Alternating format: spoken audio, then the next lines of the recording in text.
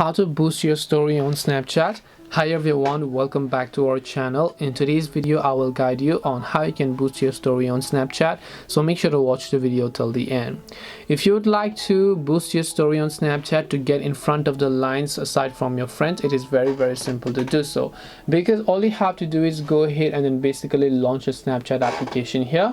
Once you launch a Snapchat app, just tap the profile icon from the top left, and let's say you've posted a story. What you need to do is just go to Snapchat Plus option to enable all the premium features, and then go to this option called Story Boost and then tap on it. Right here you can see it says move your story near the front of the line to get more views. Friends want to know you've boosted, so all you have to do is tap on OK, and your story will be boosted automatically. It will be moved to the front of the line aside from all of your friends.